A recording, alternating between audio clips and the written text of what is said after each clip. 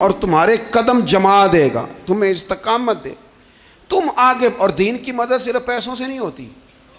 कोई शख्स समझे कि फ़कत माल से मदद होती है।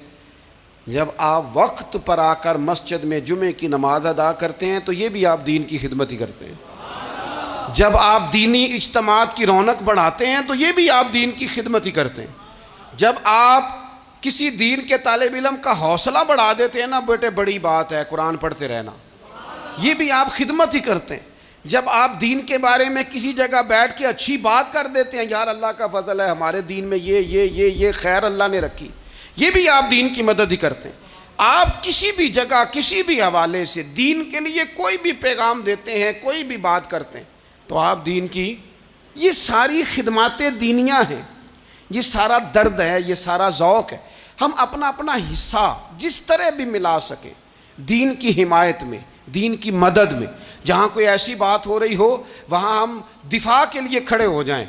हर शख्स अपने अपने मकाम पर दीनी इबलाग में, दीन की तबलीग में अपना किरदार अदा करे। एक जुमला कोई बोल देना रसूल पाक के दीन की मदद में, एक जुमला, यानी किसी को सिर्फ इतना कह देना कि यार तो अपने बेटे को, तेरे 5 बेटे हैं, एक को कुरान मजीद का आलिम ही बना दे। तू कह के चला गया और तू तेरी वजह तुझे खबर भी नहीं कि शायद उसने तेरी वजह से उसे दाखिल कराया है। लेकिन वो अगर आ गया, पढ़ गया, तो देख तुझे अजर अल्लाह कितना अता फरमाए। आधा जुमला बोल के दीन के मामले में मुआवन बने, कोई खैर का लफ्ज़ बोल के मुआवन बने। हम ना हिम्मत नहीं करते, हम कहते हैं वो फलाना करेगा, बड़ा आदमी करेगा, मौलाना करेंगे, पीर साहब करेंगे। अपना अपना हिस्सा, अपनी अपनी खैर। हज़रत उमर ने भी बड़ा काम किया है दीन की खिदमत में, पर सैयदना बिलाल की खिदमत का कोई इनकार कर सकता है? ड्यूटी हज़रत सिद्दीक़ अकबर की भी ज़्यादा है, पर जनाब सलमान फ़ारसी की खिदमत का इनकार किया जा सकता है? हर एक ने काम किया, हर नुक्ते का अपना उरूज है, अपनी। और ये दीन गालिब होगा, गालिब। ये मत समझें थोड़े से हालात कमज़ोर आए हैं और थोड़ा सा मुसलमान महकूम हुए हैं माली तौर, अपनी कोताहियों की वजह से हुए, अपनी गलतियों की वजह से हुए, अपने आमाल के सबब हुए, तो डर डर के ना जिए। नबी पाक सल्लल्लाहु अलैहि वसल्लम सफ़र पे तशरीफ़ ले गए। हुज़ूर अलैहिस्सलाम की आदत करीमा थी, जब सफ़र पे जाते थे तो सबसे आखिर में सारी तैयारी करके सामान समेट के सबसे आखिर में सैयदा फ़ातिमा ज़हरा से मिलते, फिर सफ़र शुरू होता। और जब हुज़ूर वापस आते तो सबसे पहले सैयदा फ़ातिमा से मिलते रज़ी अल्लाह ताला। हुज़ूर काफ़ी दिनों के बाद सफ़र से वापस आए, लंबा सफ़र था। सैयदा फ़ातिमा ज़हरा रज़ी अल्लाह ताला अन्हा से मिलने गए। नबी पाक सल्लल्लाहु ताला अलैहि वसल्लम का चेहरा नूर देख के तो सैयदा फ़ातिमा तड़प के रोईं, रो पड़ी। हुज़ूर ने फरमाया फ़ातिमा क्या हुआ? अर्ज़ करने लगे या रसूलल्लाह, थकावट के असरात में आपके चेहरे पे देख रही। और हुज़ूर कपड़े यूँ लगता है बड़े पुराने पहने हुए हैं आपने। हुज़ूर इतनी मुशक्क़त क्यों करते हैं आप, इतनी मेहनत, इतनी जद्दोजहद? तो हज़रत फ़ातिमा ज़हरा फरमाती हैं हुज़ूर ने मुझे थपकी दी और फरमाया फ़ातिमा रो ना। और यहाँ वो बाज़ लोग होते हैं ना, जो हमने देखा है हमारे यहाँ इस तरह होता है कि वो कोई इस तरह की बात करे तो वो ज़्यादा रोने लग जाते हैं, क्या करें, बड़े मसाइल हैं, बड़ी मुशक्क़त है, करना पड़ता है, लोग और ज़्यादा। लेकिन नबी पाक अलैहिस्सलाम ने सोचों को नया जाविया दिया, ख़यालात को नया रुख दिया, इस बात को एक नया अंदाज सोचने का फराहम किया। हुज़ूर फरमाने लगे फ़ातिमा रो ना, तेरे बाप को अल्लाह ने आला मकासद के लिए दुनिया में मबूस फरमाया। हुज़ूर फरमाने लगे फ़ातिमा कोई घर कच्चा, कोई पक्का, कोई खैमा ऐसा नहीं बचेगा जहाँ अल्लाह दीन इस्लाम को पहुँचा नहीं देगा। और फरमाया फ़ातिमा याद रखना, जिस तरह रात छा जाती है ना, मोहम्मद अरबी का दीन भी छा जाएगा, ये छा जाएगा दीन। जिस तरह रात छा जाती है ये दीन भी छा जाएगा। और फिर दीन छा गया, जगह जगह छा गया। यूरोप में भी अज़ानें पढ़ी जाने लगी, अमेरिका और अफ्रीका में भी कुरान पढ़ा जाने लगा। जगह जगह जगह जगह रसूलुल्लाह सल्लल्लाहु अलैहि वसल्लम के दीन की बात होने लगी। कहा फ़ातिमा कार कच्चा हो या पक्का हो, खैमा हो, हर जगह ये दीन पहुँचेगा। और दीन पहुँचा। दोस्तों कमज़ोरी वक्ती तौर पर है, हालात वक्ती तौर पर हैं। मुसलमानों न घबराओ, खुदा की शान बाकी है। ये दीन फितरत है। ये दीन अपनी हकानियत की वजह से फैल रहा है, किसी का मोहताज ना, ये किसी के जोर लगाने। मुसलमानों ना घबराओ, खुदा की शान बाकी है, अभी इस्लाम जिंदा है, अभी कुरान बाकी है। ये काफिर क्या समझते हैं जो हमसे रोज उलझते हैं, अभी तो करबला का आखिरी मैदान बाकी है, अभी तो आखिरी मैदान लगेगा मैदान करबला में, और फिक्रे हुसैनी के अलमबरदार मैदान में निकलेंगे, यजीदी सोचों से टकराएंगे, और बड़े सीने तैयार हैं जो इसके लिए पूरी जद्दोजहद करेंगे। अभी तो करबला का आखिरी मैदान बाकी है। अपनी जिंदगी के अंदर कुव्वत इरादी पैदा करें, कुछ कर लेने की ठान अपने मिजाज में पैदा करें। कमजोरी आ जाती। अदी बिन हातम जो थे ना, ये हातम ताई के बेटे थे, बादशाह का बेटा था, जमाना बड़ा देखा था, बड़े बड़े वजीरों मुशीरों, सारी जिंदगी आला सतही वफूद से मुलाकात हुई। अदी हुजूर की बारगाह में आए, मुस्नद इमाम अहमद बिन हंबल में मौजूद। तो इस्लाम पर अभी गुर्बत का दौर था, चंद लोग मुसलमान हुए थे। नबी पाक अलैहिस्सलाम ने फरमाया अदी कलमा पढ़ लो। तो अदी कहने लगे मैं तो पहले ही एक दीन का मानने वाला हूँ। हुजूर फरमाने लगे जिस दीन के तुम मानने वाले हो उस दीन को मैं तुमसे ज़्यादा जानता हूँ। हुजूर फरमाने लगे जिस दीन के तुम मानने वाले हो उसमें क्या ये लिखा है कि माले गनीमत का चौथा हिस्सा खा जाओ? कहने लगे नहीं। तो फरमाया खा क्यों जाते हो? अदी कहते हैं चूँकि ये हमारे अंदर की बात थी बादशाहों की, तो मैंने फ़ौरन सर तस्लीम खम कर दिया, मैंने फ़ौरन सर झुका दिया। मैंने कहा आप बात ठीक कर रहे हैं। हुजूर फरमाने लगे अब अगली बात भी करूं या रसूलुल्लाह फरमाइए। फरमाया पता है तुम दीन क्यों नहीं कबूल कर रहे? ये भी मुझे पता है। या रसूलुल्लाह क्यों? फरमाया तुम देखते हो कि दीन के मानने वाले गरीब गरीब लोग हैं, तुम देखते हो कि अभी ये कमज़ोर हैं, तुम देखते हो कि मक्के वालों ने मदीना तय्यबा से परेशान करके मुसलमानों को निकाल दिया है। ये गरीबी देखकर, बज़ाहिर इस्लाम की कमज़ोरी देखकर तुम कलमा नहीं पढ़ रहे। हुजूर फरमाने लगे अदी मकामे हिरा का नाम सुना है? बड़ी दूर था इलाका वो, मकामे हिरा का नाम सुना है? अदी कहने लगे हुजूर सुना है पर वो जगह देखी नहीं।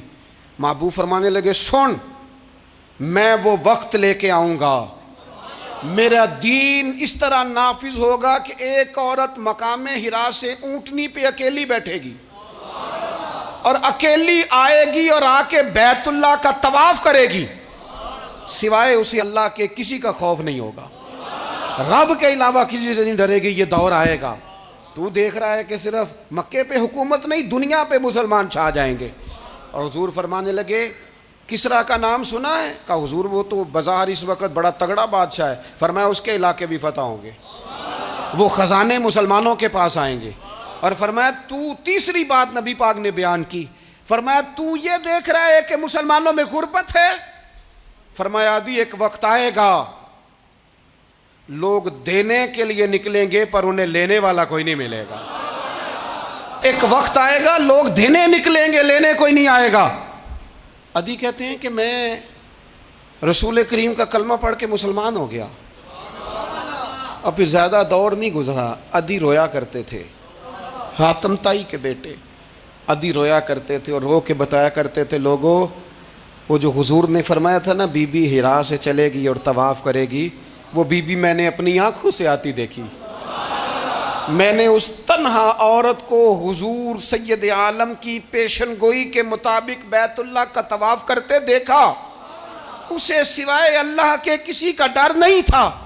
और अदी कहने लगे वो जो हुजूर ने फरमाया था ना कि किसरा के ख़जाने फ़तह होंगे, फरमाया वो जब फ़तह हो रही थी तो मैं खुद उस जंग में शरीक था, मुझे अल्लाह ने मौका दिया, मैं मुजाहिदों में शामिल था। और फरमाने लगे तीसरी पेशन गोई रह गई है, मुझे उम्मीद है वो भी पूरी होगी।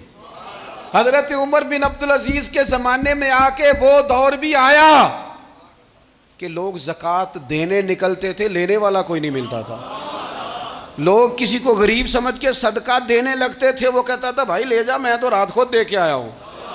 लोग देने निकलते थे, लेने वाला कोई नहीं। इस्लाम की फितरत में कुदरत ने लचक दी है, उतना ही ये उभरेगा जितना के दबा दोगे। ये मौलवियों की वजह से, पीरों की वजह से, सियासतदानों की वजह से नहीं छाएगा। ये क्यों छाएगा कि अरसला रसूलहू बिल हुदा व दीनिल हक, ये इसलिए छाएगा कि अल्लाह ने भेजा ही हक के साथ है, ये आया हक के साथ है, लिहाजा छा जाए। हक हमेशा छा जाया करता है। और वकुल जाल हक व ज़हकल बातिल इन्नल बातिल काना ज़हूका, जब हक आता है तो बातिल खुद ब खुद छुप जाता है, और बातिल होता भी मिट जाने के लिए। बस ना ये दीन छा। हजरत खुबाब बिन अल अर्थ रदी अल्लाह ताला अन्हु फरमाते हैं, हमें बड़ी तकलीफ़ दी कुफार मक्का ने, कुरैश ने बड़ा सताया। नबी पाक अलैहिस्सलाम खाना काबा के साथ एक चद्दर लेके आराम फरमा रहे थे। हम हुजूर की बारगाह में गए, या रसूल अल्लाह दुआ करें ये तबाह हो जाए, तंग बड़ा करते हैं, हुजूर आप दुआ करें अल्लाह की बारगाह में।